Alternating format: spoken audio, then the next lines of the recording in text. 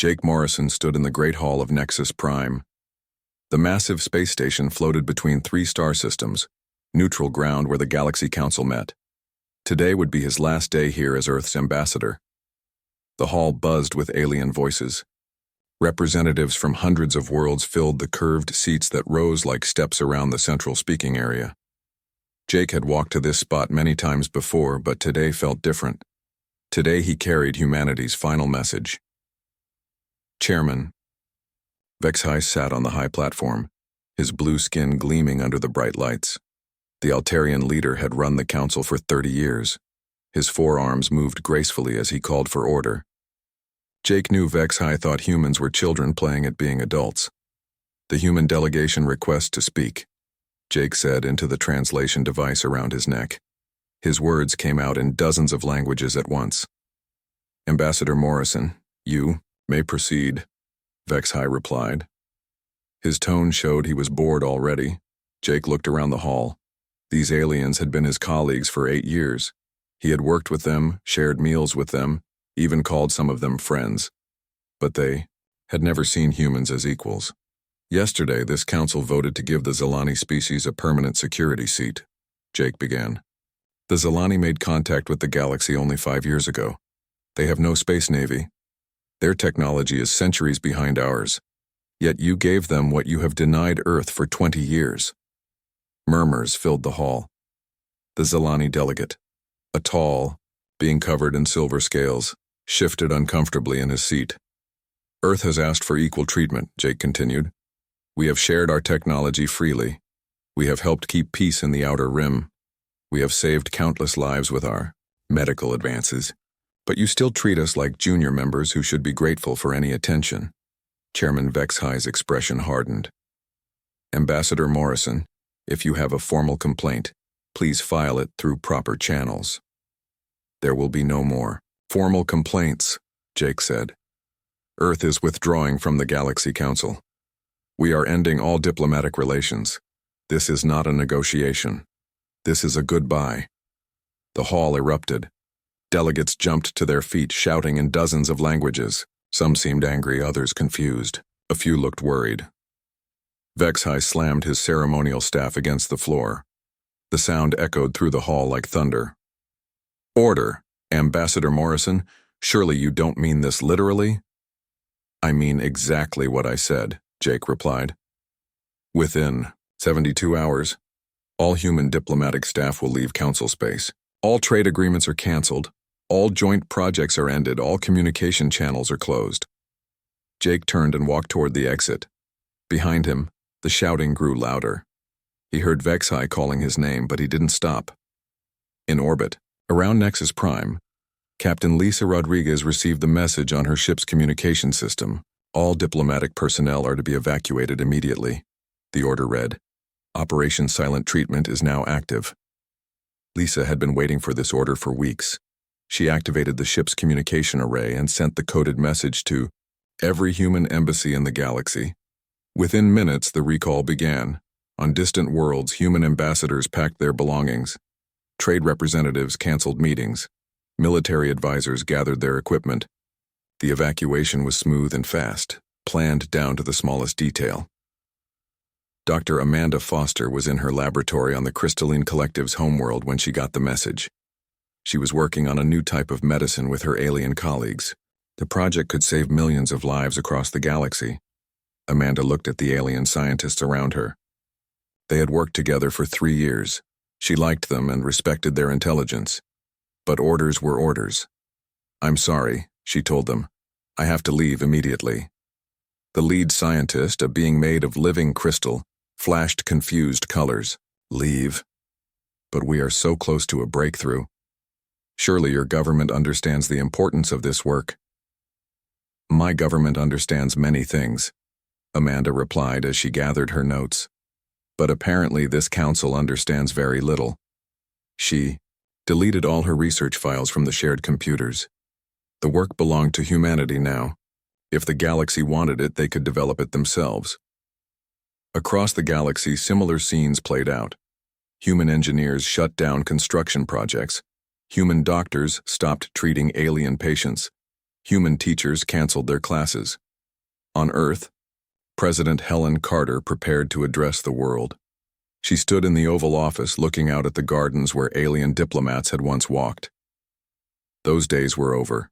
The cameras rolled, and Carter began to speak. My fellow humans, today we begin a new chapter in our history. For decades, we have tried to be good citizens of the galaxy. We have shared our knowledge, our resources, and our friendship freely. She paused, letting her words sink in. But good citizenship requires mutual respect. It requires being treated as equals, not as children who should be grateful for scraps from the adult table. Carter's voice grew stronger. The Galaxy Council has shown us repeatedly that they do not see us as equals. They take our gifts and give nothing in return. They ignore our contributions and dismiss our concerns. The president walked closer to the camera. Therefore, Earth is withdrawing from galactic politics entirely. We will focus on our own development, our own future, our own destiny. If the galaxy doesn't want us as partners, we will succeed without them. Back on Nexus Prime, Chairman Vexhai called an emergency session. The Great Hall was half empty now. Many delegates had left to deal with the crisis in their own territories. This is clearly a negotiating tactic, Vexhai announced. The humans are trying to pressure us into giving them special treatment. We must not give in to this childish behavior. Talara of the Verdanian Union raised her hand. Chairman, perhaps we should consider their demands. Humans have made significant contributions to galactic civilization. Vexhai's four arms waved dismissively. Contributions? They are barely more advanced than primitives. They have only been in space for a few centuries. What could they possibly offer that we cannot do ourselves? The crystalline delegate flickered nervous colors. Chairman, our medical research depends heavily on human innovation. Without their scientists, many of our projects will fail. Then find other scientists, Vexhai snapped. The galaxy survived for millions of years before humans left their little world. We will survive without them now. But as reports poured in from across the galaxy, some delegates began to worry. Human evacuation was complete and total. Every embassy was empty. Every human ship had left council space. The silence was absolute and immediate. The humans were gone, and they had taken their secrets with them. 3 months had passed since the humans left. Admiral Greg Stevens stood on the bridge of the Earth defense ship Liberty, watching the last human patrol ship leave the outer rim. Behind them, the Zephyrian trade routes stretched unprotected into dark space. Greg had spent 5 years keeping these shipping lanes safe. Pirates and raiders had learned to fear human patrols. Now those same criminals would learn that the humans were gone. Sir, we're receiving distress calls from Zephyrian merchant ships, reported Lieutenant Kim Walsh from the communication station. Redirect them to Zephyrian Defense Command, Greg replied. We are no longer responsible for their security. It felt wrong to ignore the calls for help, but orders were clear. Earth was done playing galactic police officer for species that didn't respect them. The Liberty jumped to hyperspace, leaving the outer rim to its fate. On the research station orbiting Kepler 442, Dr. Amanda Foster was packing the last of her equipment. Around her, alien scientists watched in confusion and growing panic. Dr. Foster, surely you can stay just a few more days, pleaded Dr. Zexelin, the Altarian research director. The quantum drive project is so close to completion. Amanda sealed another container of human-designed instruments. The project is suspended indefinitely. All human research data has been transferred to Earth archives. But without your team's expertise, we cannot continue the work, Zexelin said. His forearms gestured desperately. The quantum drive could revolutionize space travel for the entire galaxy. Then the galaxy should have thought of that before treating us like second-class citizens, Amanda replied. She picked up her container and walked toward the docking bay. Behind her, the alien scientists stared at equipment they couldn't operate and calculations they couldn't understand. 3 months of trying had proven that human innovation was more advanced than anyone had realized. The Quantum Drive Project wasn't the only research program in trouble. Across the galaxy, Joint scientific efforts ground to a halt without human participation. The medical research station at Wolf 359 shut down completely when human doctors left. Terraforming projects on 6 worlds stopped when human engineers departed. The Crystalline Collective had been working with humans to develop new healing techniques. Now their hospitals struggled to treat patients with diseases that human medicine could cure easily. Prime Node Kithara flickered anxious colors as she reviewed the medical reports. How did we become so dependent on human knowledge without realizing it? Her aide, a younger crystal being, pulsed with worried light. Prime Node, we assumed their knowledge was simple because they shared it freely. We thought we understood their techniques. We understood nothing, Kithara replied. We copied their methods without comprehending the science behind them. The economic effects were spreading faster than anyone expected. Human shipping companies had honored existing contracts but refused new ones. Trade routes that had operated smoothly for decades now faced delays and disruptions. Captain Bob Jenkins of Stellar Transport Corporation received hundreds of requests for cargo runs. His company had the most efficient ships in the galaxy, using human-designed engines and navigation systems. But Bob's orders were clear. No new contracts with non-human clients. Turn them all down, Bob told his staff. Earth businesses only from now on. The requests kept coming anyway. Desperate alien merchants offered double, then triple the normal shipping rates. Some offered valuable resources and technologies as payment. Bob ignored them all. On the trading world of Nexus 7, merchant Prince Veltar watched his profits disappear. His warehouses were full of goods that couldn't be shipped efficiently without human carriers. Alien shipping companies were slower, more expensive, and less reliable. This cannot continue, Veltar told his advisors. Without human shipping, interstellar trade will collapse. Perhaps we could buy human ships, suggested one advisor. With what crew? Veltar replied. Human vessels use human technology. Their computers, their engines, their life support systems all require human maintenance. The advisor's tentacles drooped with discouragement. Then what do? We pray the humans come to their senses, Veltar said, but the humans showed no signs of changing their minds.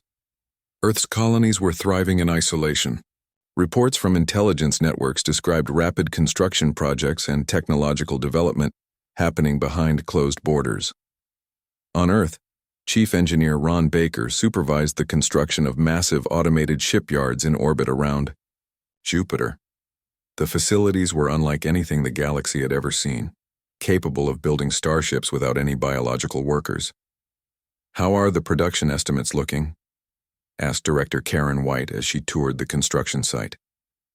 Better than expected, Ron replied. Full automation means we can work around the clock. We'll triple our fleet size within 2 years. Karen nodded with satisfaction. And the new drive systems? The prototype tests exceeded all expectations. We can now travel twice as fast as anything in the galaxy. While Earth advanced in isolation, the galaxy struggled with problems humans had once solved. The Gorvak Empire began testing the defenses of their neighbors, probing for weaknesses that human military advisors used to help prevent. Chancellor Mordak of the Gorvak reviewed intelligence reports with growing excitement. The humans trained the Beta Sector Defense Force for 15 years. Now those same humans are gone. Are you suggesting we invade? Asked General Krulvan. I'm suggesting we reclaim territory that should have been ours long ago, Mordak replied. Without human support, the Beta worlds cannot resist us. The Chancellor was right. Human military advisors had taught defensive strategies, provided advanced weapons, and helped coordinate multi-species defense forces. All of that expertise had left with the diplomatic evacuation. On Nexus Prime, Chairman Vexhai received increasingly desperate reports from across the galaxy. Trade disruptions, research failures, and security concerns filled his daily briefings. Council member Talara approached him after a particularly difficult session. Chairman, perhaps it's time to reconsider our position regarding humanity. Absolutely. Not, Vexhai replied firmly. We cannot allow one species to hold the entire galaxy hostage. The humans will return when they realize they need us more than we need them. But Chairman, The evidence suggests otherwise, Talara said carefully. Every report indicates that we need them more than they need us. Vex-High's blue skin darkened with anger. That is impossible. They are a young species with limited experience. They cannot survive without galactic civilization.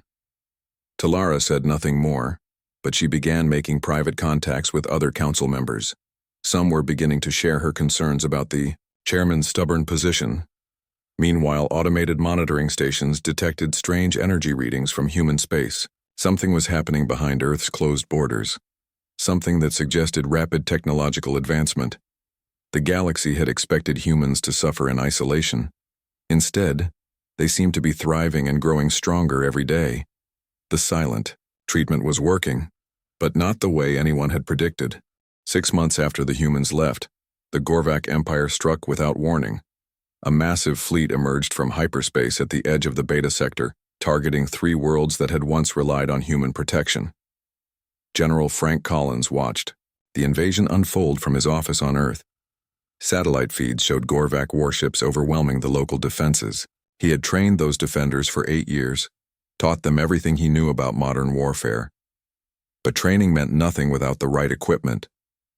The advanced weapon systems that humans had provided were breaking down without proper maintenance.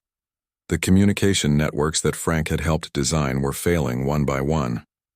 "Sir, we're receiving emergency requests for assistance," reported Colonel Nancy Price. Frank closed his eyes. He could see the tactical situation clearly.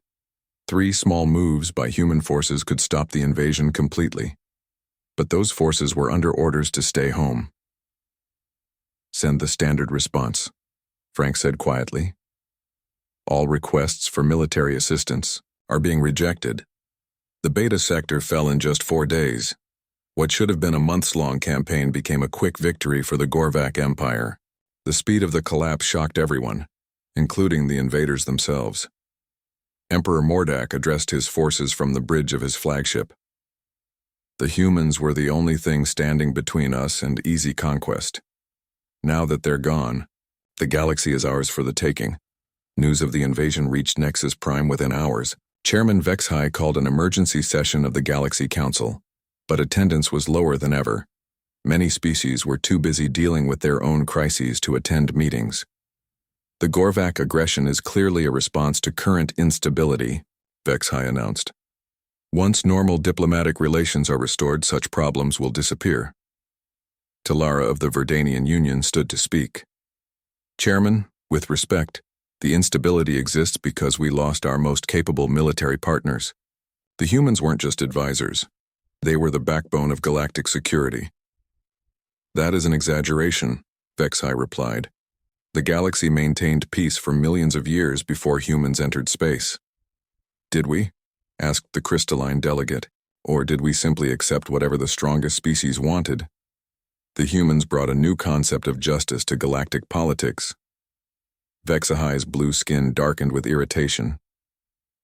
"The humans brought nothing but demands for special treatment, but..." Even as the chairman spoke, more crisis reports arrived. The Warp Gate network was experiencing failures across 6 star systems. The gates used technology that combined alien engineering with human improvements. Without human technicians to maintain the hybrid systems, the entire network was becoming unreliable. Dr. Sarah Kim worked frantically in the gate control center of the Rigel system. She was the only human technician who had stayed behind, married to a local alien and caught between 2 worlds. "The quantum field generators are destabilizing," she told the alien engineers around her. "We need to replace the human-designed components." "Can you build new ones?" asked Chief Engineer Veltar. Sarah shook her head. "I helped install these systems, but I don't understand how they work. The human teams kept the core technology secret." The Rigel Gate shut down an hour later, cutting off 3 star systems from the rest of the galaxy. Similar failures occurred across known space as hybrid technologies broke down without human expertise. Economic collapse followed the infrastructure failures. Worlds that had grown dependent on human agricultural techniques faced food shortages. The super-efficient farming methods that humans had shared required specific equipment and careful maintenance. On the agricultural world of New Harvest, crop yields fell by 60%. Farmer Zelok stared at his failing fields with growing desperation. The human consultants made it look so easy, he told his neighbors, but their machines are breaking down, and we don't know how to fix them. The alien mechanics who tried to repair human equipment found themselves completely lost. Human technology wasn't just advanced, it was built on principles that other species barely understood. Medical centers faced similar problems. Human treatments had saved countless lives, but the techniques required precise procedures and specialized equipment. Without human doctors to provide guidance, many patients died from diseases that should have been easily curable. Dr. Cathara of the Crystalline Collective watched her patients suffer with growing frustration. We memorized the human procedures, but we never understood the reasoning behind them. Now when complications arise, we have no idea how to adapt. Her aide flickered worried patterns. Prime Node, perhaps we should send a message to Earth requesting medical assistance. All messages to Earth are being ignored, Cathara replied. We made our choice. Now we must live with the consequences. The consequences were becoming impossible to ignore. Intelligence reports from human space described massive construction projects and technological breakthroughs that defied understanding. Human colonies were expanding rapidly, and their defensive capabilities had grown beyond anything the galaxy had ever seen. Spy networks reported that humans had achieved faster-than-light communication without using the Galactic Relay Network. Their ships were now twice as fast as the best alien vessels. Most disturbing of all, human industry had become completely automated, freeing their entire population to focus on research and exploration. Council member Talara called a private meeting with other concerned delegates. They gathered in a secure conference room away from Chairman Vexhi's attention. We cannot continue pretending this situation is sustainable, Talara said. The humans are not suffering in isolation. We are suffering without them. The crystalline delegate pulsed agreement. Our medical systems are failing. Our research programs have stopped advancing. Our defenses are crumbling. And the humans grow stronger every day, added the representative. From the Zephyrian hegemony, our intelligence suggests they have achieved technological advances that we cannot match. Talara leaned forward. Then we must act before it's too late. The chairman refuses to acknowledge reality, but we cannot afford his pride. What do you propose? Asked the Zephyrian. We offer the humans everything they originally wanted, Talara replied. A permanent security seat, senior council status, equal treatment in all matters. And if they refuse? Asked the crystalline delegate. Talara's expression grew grim. Then we pray they remember us kindly when they decide our fate. The secret meeting ended with an agreement to approach Chairman Vexhi together.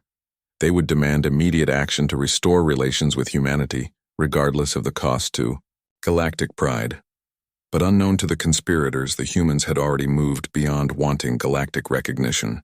Earth's leaders were making plans that would reshape the galaxy forever, plans that didn't include the Council at all. Intelligence Officer Pete Anderson reviewed the latest reports from human space with growing alarm. Sir, they're not just building defenses anymore. They're building something much bigger. His supervisor, Director Carol Johnson, studied the data with a sinking heart. How much bigger? Interstellar construction projects on a scale we've never seen. Massive ships that dwarf anything in our databases. Energy readings that suggest technologies we can't even identify. Carol realized the terrible truth. The galaxy hadn't just lost a diplomatic partner, they had created a potential enemy with capabilities beyond their understanding. The humans were still silent, but their silence was becoming more frightening every day. 1 year had passed since the humans went silent. Chairman Vexhi stood before the Galaxy Council, his blue skin pale with stress. The Great Hall was only half full now, as many species had stopped attending council sessions altogether. Today we take decisive action, Vexhi announced. The council hereby grants Earth a permanent security seat and full senior member status, effective immediately. Scattered applause echoed through the mostly empty hall. Talara of the Verdanian Union felt a mixture of hope and fear. This was what the humans had wanted originally, But was it too late? The formal offer was transmitted to Earth with great ceremony. Council communications specialists ensured the message would reach the highest levels of human government. They waited for a response with nervous anticipation. Hours passed, then days. The silence from human space remained absolute. Perhaps their communication systems are damaged, suggested the crystalline delegate, though his flickering colors betrayed his lack of confidence. Their communication systems work perfectly, replied Talara grimly. They're receiving our messages. They're just choosing not to respond. On the frontier world of New Texas, Kyle Peterson worked in his garage, repairing mining equipment for local colonists. The former human ambassador had given up politics after the diplomatic withdrawal, but politics hadn't given up on him. A sleek alien shuttle landed outside his workshop. 3 figures emerged: a Verdanian diplomat, an Altarian council agent, and a crystalline negotiator. Kyle recognized the desperation in their movements before they even spoke. Ambassador Peterson, the Verdanian began formally. We need your help. I'm not an ambassador anymore, Kyle replied, not looking up from his work. I fix machines now.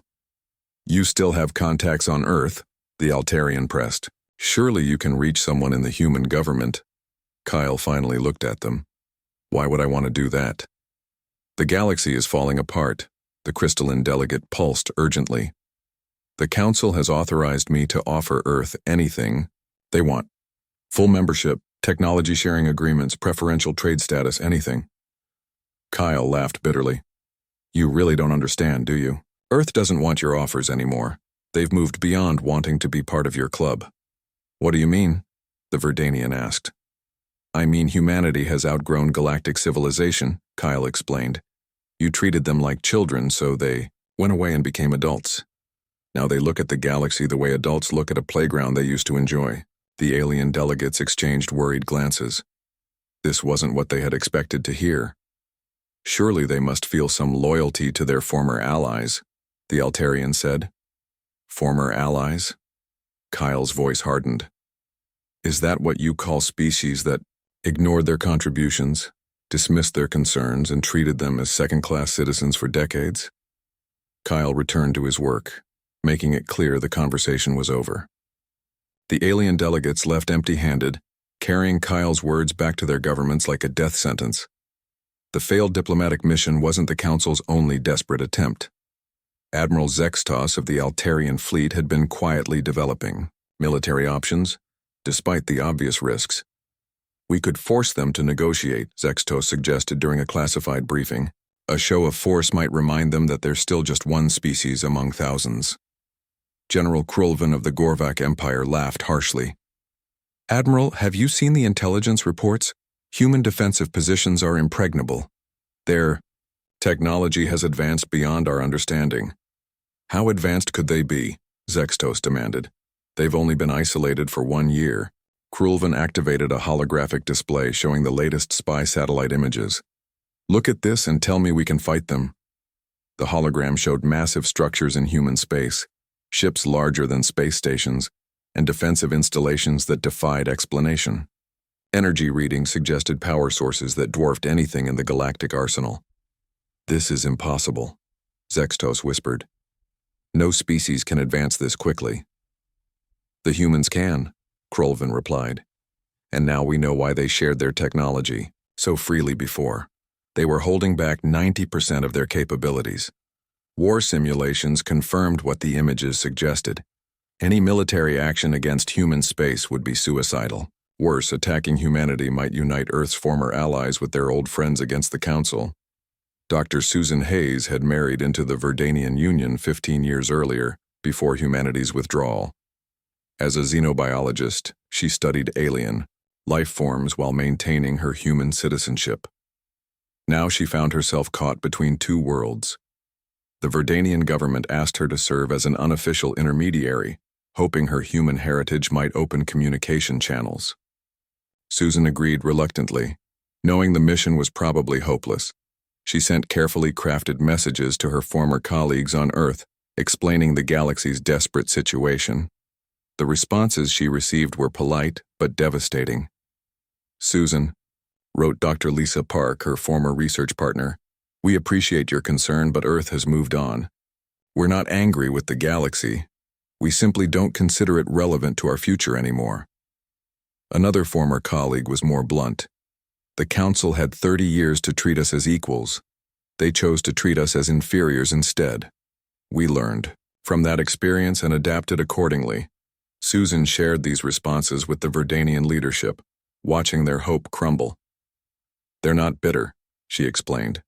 That's what makes this so final. Bitter people can be negotiated with, appeased, or won over, but people who have genuinely moved on are unreachable.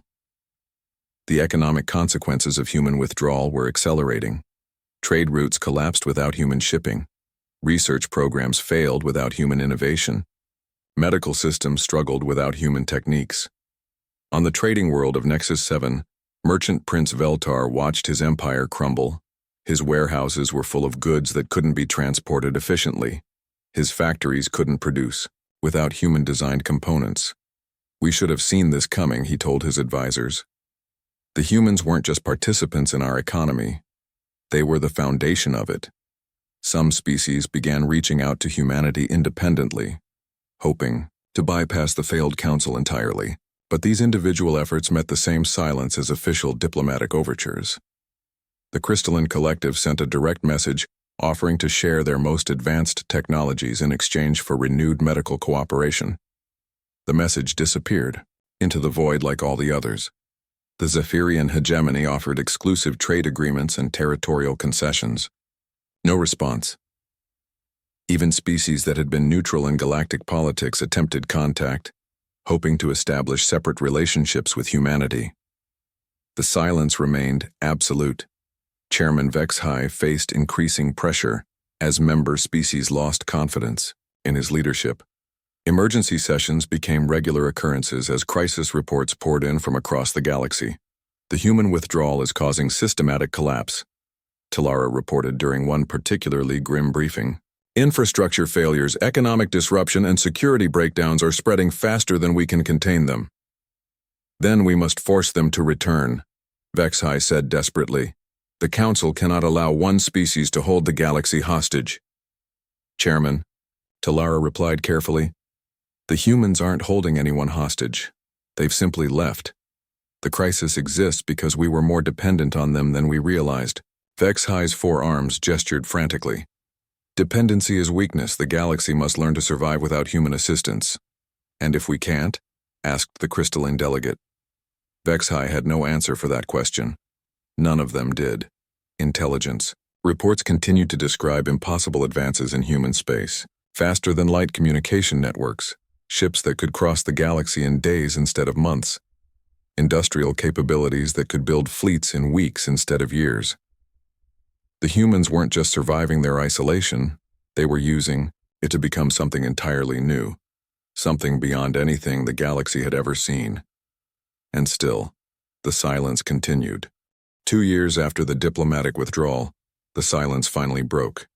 Every communication system in the galaxy received the same transmission simultaneously, broadcast with power that overwhelmed all other signals. Captain Dan Murphy appeared. On screens across known space, standing on the bridge of a ship unlike anything the galaxy had ever seen. Behind him, vast windows showed stars streaming past at impossible speeds. People of the galaxy, Dan began, his voice carrying clearly through universal translators. This is Captain Daniel Murphy of the Earth Exploration Fleet. We broadcast this message to inform you of humanity's new direction. On Nexus Prime, Chairman Vexhai stared at the transmission with growing horror. The human ship's design was beyond anything in Council databases. The technology displayed was centuries ahead of galactic standards. For 2 years we have developed in isolation, Dan continued. During this time we have achieved advances that we once thought impossible. Our ships can now travel between galaxies. Our industry requires no biological workers. Our science has entered realms that we are only beginning to explore. The transmission showed images of massive human fleets departing the Milky Way galaxy.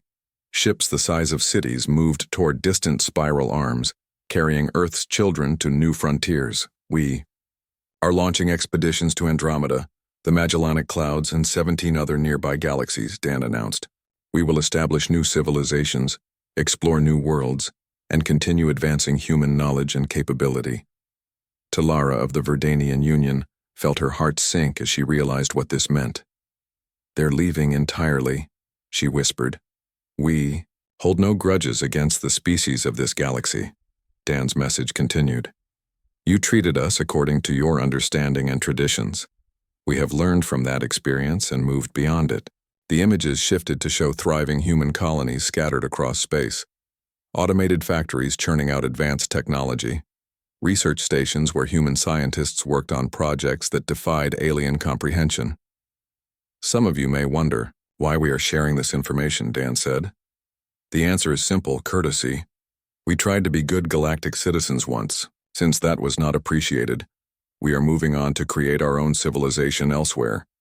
Chairman Vexhai activated his communication system frantically. This is Chairman Vexhai of the Galaxy Council. Captain Murphy, surely we can discuss this situation.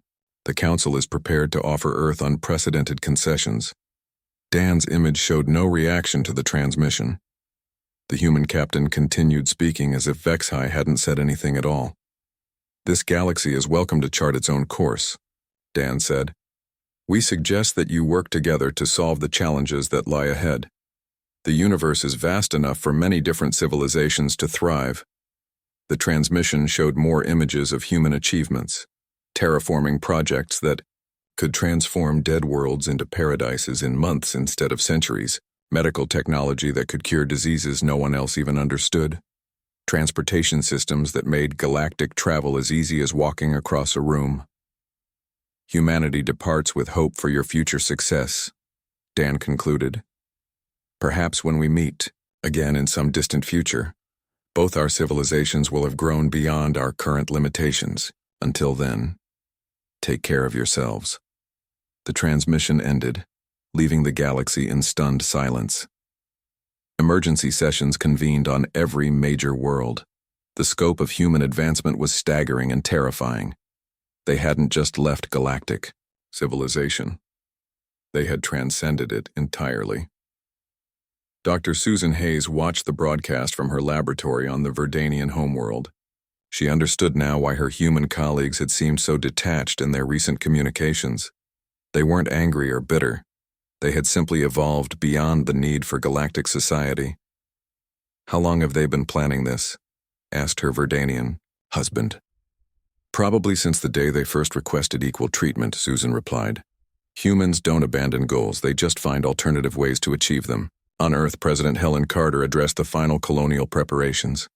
Massive ships waited in orbit, ready to carry millions of humans to new galaxies. The evacuation would take decades, but it had already begun. Are we doing the right thing? Asked Vice President Carol White. We gave the galaxy 30 years to accept us as equals, Carter replied. They chose to see us as children playing at being adults. Now we'll show them what human adults can actually accomplish.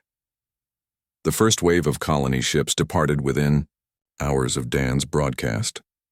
They moved faster than anything the galaxy had ever built, disappearing into hyperspace toward distant galaxies. Each ship carried enough humans and equipment to establish a complete civilization from scratch. Back on Nexus Prime, the Galaxy Council struggled to comprehend what they had witnessed. The humans weren't just leaving, they were demonstrating capabilities that made the entire galactic civilization seem primitive by comparison. How is this possible? Demanded Admiral Zextos. No species can advance this quickly. Intelligence analyst Karen Mills reviewed the data with growing understanding. Admiral, I don't think they advanced this quickly. I think they already had these capabilities and were hiding them. The implications were staggering. For decades, humans had shared primitive versions of their technology while keeping their true capabilities secret. They had pretended to be a developing species while actually being the most advanced civilization in the galaxy. Why would they do that? Asked the crystalline delegate. Because they wanted to be friends, Talara realized. They tried to fit in, to be part of galactic society. They held back their true power because they hoped we would accept them as equals. The Council's rejection had freed humanity from any obligation to limit themselves. Now the galaxy could see what humans were really capable of, and the sight was overwhelming. Chairman Vexhai faced a vote of no confidence as member species blamed him for the crisis. His stubborn refusal to treat humans as equals had cost the galaxy its most advanced civilization. "I could not have known," Vexhai protested as he was removed from office. No one could have predicted this outcome. But Talara, elected as his replacement, knew better. The signs had been there for anyone willing to see them. Human technology that worked too well. Human solutions that came too easily. Human patience that lasted too long for a truly primitive species. The galaxy had mistaken kindness for weakness, restraint for inability, and diplomacy for dependence. Now they faced a future without their most capable neighbors. Some species attempted last-minute appeals, begging humanity to reconsider. The messages disappeared into the void like all previous attempts at communication. The humans had moved beyond caring about galactic opinion. Within 5 years, most of human space was empty. A few colonies remained to maintain minimal contact with the galaxy, but they operated independently of Earth's new interstellar civilization. The majority of humanity had departed for distant galaxies, carrying their advanced technology and unlimited potential to new frontiers. The Galaxy Council collapsed within a decade. Member species lost faith in an organization that had driven away their most valuable allies through prideful blindness. Some worlds formed new alliances, while others turned inward to focus on their own development. Trade networks adapted slowly to function without human efficiency. Research programs struggled to advance without human innovation. Military forces learned to maintain security without human guidance. The galaxy survived, but it never recovered from losing humanity's partnership. In the centuries that followed, alien historians would study the human withdrawal as a cautionary tale about the cost of prejudice and the danger of underestimating others. Meanwhile, in distant galaxies, human civilization flourished beyond all previous imagination. They built wonders that would have seemed like magic to their former galactic neighbors. They explored realms of science and technology that opened infinite possibilities. Sometimes, long-range sensors detected human signals from the void between galaxies. But humanity never looked back toward the civilization that had rejected them. They had found something better: the unlimited freedom to become everything they were capable of being. The galaxy had learned too late that the quiet, diplomatic humans weren't weak or dependent. They had simply been polite. And when politeness was rejected, humanity stopped pretending they needed anyone else. The silence that remained was not empty. It was full of infinite possibility, carried by Earth's children toward destinations beyond galactic imagination.